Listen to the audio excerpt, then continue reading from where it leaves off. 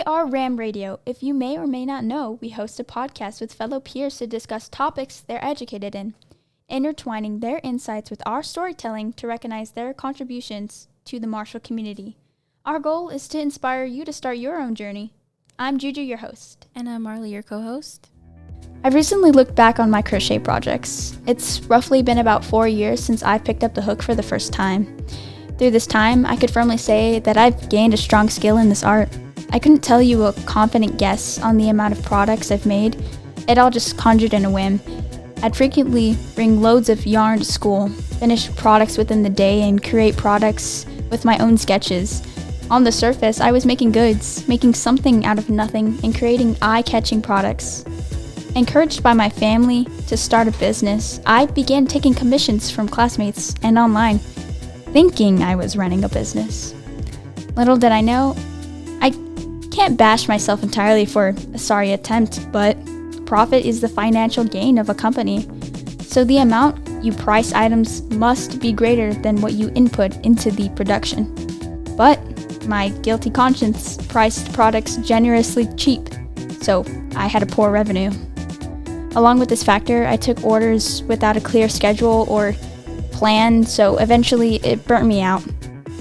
Although it resulted in the defeat of a clueless 14-year-old girl's rinky-dink crochet business, looking back, I see these challenges as valuable lessons, sparking my curiosity about how others successfully run their businesses. With that, today we'll be discussing the journey of growing a business with personal insights from Bless My Aunt, a barber business by Anthony Rios, as well as Rag Vintage, a reselling vintage apparel business by Ryan Garza. Anthony would like to briefly shout out Oscar Gutierrez, who let him practice growing his skills in the preparation of his aspiring business. Anthony says he wouldn't have gained the experiences he has now without Oscar's helping hand. Ryan would also like to shout out his friend Aiden Diosio, who has recently undergone surgery. The narrative we are most likely familiar with is that Steve Jobs started his business just within his garage. This goes to show just where you normally start with your company. Steve worked alongside Steve Wozniak in 1976. In the beginning, they funded their venture by selling personal belongings, such as Jobs' Volkswagen bus and Wozniak's HP calculator. Jobs' work environment would progress from a garage into an office space. Starting from a small startup into a growing company is a part of the process. Yeah, my setup, it was just a chair, like a very, very tall kitchen chair. I had no other thing. And I remember I didn't have an apron, so I put a towel over them. And then for a next trip, I would just put toilet paper. I would use my mom's combs and brushes. I eventually upgraded, but that was the humble beginnings. I remember my garage was not neat whatsoever. There's a bunch of stuff. I had to clean everything out. I had no place to put my tools at, so I literally had to put them on a bench somewhere. Mm-hmm. Just anything. I just utilized anything I had. I didn't really have, when I didn't have that many clothes, I would just have it stacked on my bed. My bed is on the side of my wall, so I would just have all my clothes folded there and then just sleep. Just make sure I didn't knock it down or anything like that. And so then I moved it to a bucket, an old bucket that we had. And it was just it was kind of hard because when people would ask for pictures of a shirt or if they were interested in it, it would be all wrinkled and it wouldn't be really appealing to them. Yeah. So then I invested into a clothing rack, and a lot of people, I don't know why, but people are they like wooden hangers. So I actually found this lady on OfferUp, and she gave me a whole box of them for free. I invested into a steamer to steam the shirts, and so now I just have maybe 2 racks of clothes in my garage. So that's what. Doubt. A feeling that one does not know the truthfulness or the faith of someone or something. The lack of conviction. The feeling of uncertainty. Doubt leads to fear, and before you know it, you take yourself out of the game. Be willing to move forward. It's a normal part of the entrepreneurial journey. Biggest challenge, self-doubt. Not everyone is going to be a fan of what you do. Mm-hmm. there's always going to be people who hate. There's always going to be people who just are just haters. It's crazy how much like hate someone can get. Cutting hair is like, that's your work, that's your portfolio, and if people don't like it, you have to accept that. You can't please everyone. You can please only so much. Some people will have different views, different styles than you. Some haircuts, some people come in with the craziest hairstyles. So I'm like, bro, how am I gonna fix them?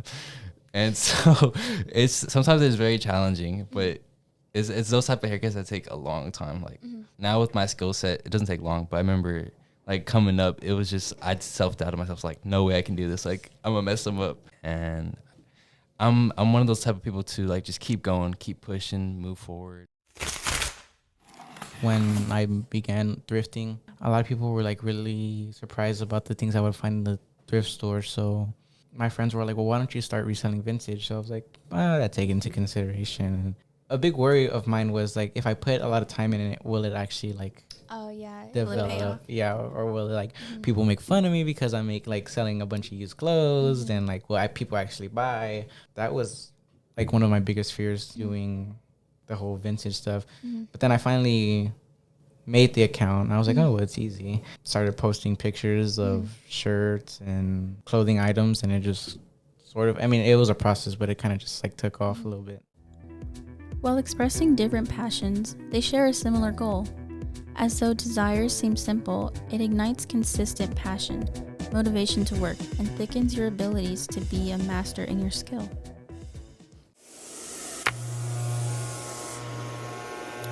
My ultimate dream, own a barbershop. Well, so in order to get a actual barber license, you have to complete high school. And so as soon as I finish, I'm going to get that done. It only takes like 3 to 6 months. So I'm going to get that done really easy and then have my license. And then from there, I'm going to college for business and marketing.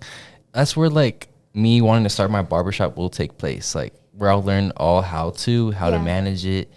And open it up, have a successful running barbershop. Like I would have to reach like, I don't even know, like probably 10,000 followers to ever get to that. But I was telling my mom maybe to actually open like an actual store. I always wanted to design shirts. I've always wanted to get into that. It's just I like music a lot. When I find myself in a quiet environment, I often resort to putting in my earbuds. My work sessions often involve music in the background. Music is a part of my everyday life. You could say that I have a drive for the art of music. I could progress my love into a work form. But actually, I can't. I don't know anything about music. I don't know how to produce it, nor would I like to try. In order to progress in this field, however, I'm missing 2 key elements: education and passion. You know, people probably think I'm weird for this, but sometimes I'm in the hall and I just be observing haircuts. Like all the time I'll be walking in the hall and I'm like, oh, it's a good haircut. Or like, oh, that's a bad haircut. Ooh. I need to bring them to me. So Like, I don't know. I look at people's hair and like it fascinates me. Like I'll tell people straight up, I'm like, yeah, I think you'll look good with this. And they're like, they'll be like, oh, okay, I trust you. So like I'll give them the haircut and they look good. I just be visioning. I'm a good visioner. That's the thing about me. Like I have really good visions. I'm probably gonna sound like a nerd No, on this part. This is the space for you. Go ahead. Yeah, I remember like learning about tags. Tags is a big part of it. Okay.